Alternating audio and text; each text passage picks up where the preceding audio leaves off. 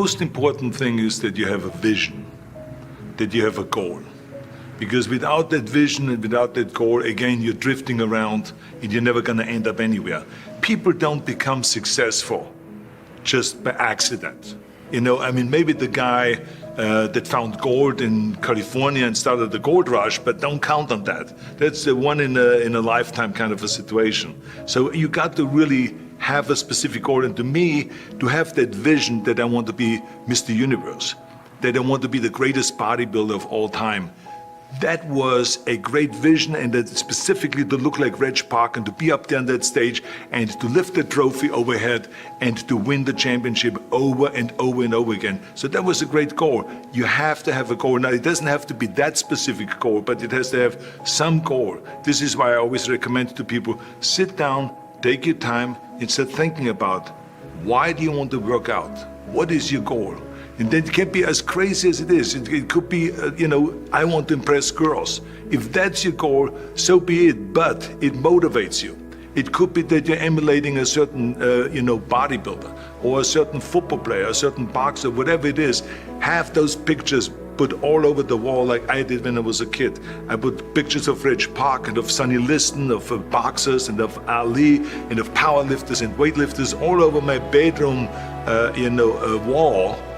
So that every day when I go to sleep, every day when I wake up, I look at those pictures and they motivate me. You need that motivation, and then therefore you have this kind of imprint in front of you all the time, and you know exactly what you're chasing. And this is why I always smiled when I was in the gym. People always came up to me and says, why are you smiling? You're working out 5 hours a day. You're doing the same as the other guys, but the other guys have a sour face. They're pissed off that they have to do another rep or another set or something. I looked forward to another 1,000 reps of sit-ups. I looked forward to another 500 pounds of leg press or squat. I looked forward to doing more and more curls until my arms fall off. Why? Because I knew that every rep that I did and every set that I did and more weights that I lifted, I get one step closer to turning that vision into reality.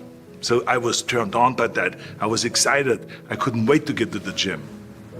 You know, one of the things of, creating urgency, it can go, one way or the other. Because like, I remember that when I weighed 245 pounds, and Bob Rafelson, the director of Stay Hungry, said to me that I'm interested in having you come in for a reading and work on your acting and all this, because I'm interested in having you in a movie to star with Jeff Bridges and with Sally Fields.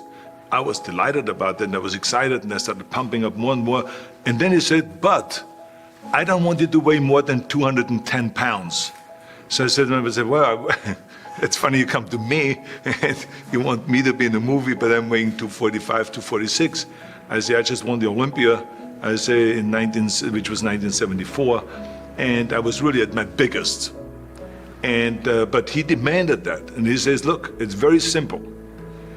On the day we start shooting, he says, I'm going to put you on a scale, and if you don't make the 210, you're out, because I have someone else in mind. And I worked on it. I started visualizing myself very clearly as a lean athlete, because that's the only way I could lose that weight and all of a sudden get interested in running more. Because up until that point I ran like 3 miles after training or before training or whatever, but now all of a sudden it was 5 miles, 6 miles, 7 miles, 8 miles, and they even ran mini marathons in order to lose the weight, and I did everything with high reps, and I was watching my diet, what I eat and all those kind of things. But the day before, I remember we were in Birmingham, Alabama. The day before I was at the YMCA with Bob Rafelson. He was swimming and I was working out and I was running. There was a track there and I was running. He says, let's step on the scale. And I stepped on the scale and I weighed 209. So it just shows to you what is possible if you visualize exactly what you want to look like. So it can go one way, which is that you can lose weight and get trim and get slim and everything, get the abs out and all this. Or you go the other way and you gain weight because you see yourself big and you see yourself as a winner of a Mr. Olympia or something like that. So it can go either way. But in each case, it was like certain time limits were set and I had to perform, and there was no room for any kind of like, well, I can't get my act together or anything like this, because there's only a certain amount of time. But the key thing again is have the clear vision. Have the specific goal of what you want to accomplish, because then you never go to the gym and you say, the day I feel down a little bit, I don't know what it is all about, I don't know my life, I'm confused. No. I tell you that I was a perfect example of someone that was not confident at all. I mean, when I was a kid, I was just like any other kid. I had my hang-ups and problems and all this. But when I joined the weightlifting club and I won my first little trophy because I did the best clean and jerk, and then we went to another meet and I won another little trophy, I started feeling like somebody.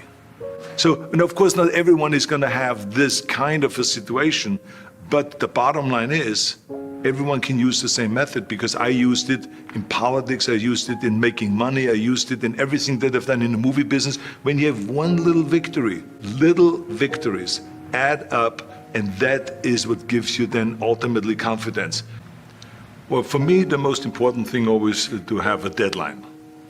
When I, for instance, had a competition, and let's say the competition was in the middle of September, and it was now beginning of summer, so there was no more time to screw around. So there was the time now to get going on a diet, to get going with the training, to not slack off at all, because there was a deadline there. The day of the competition, I had to be in the best shape possible.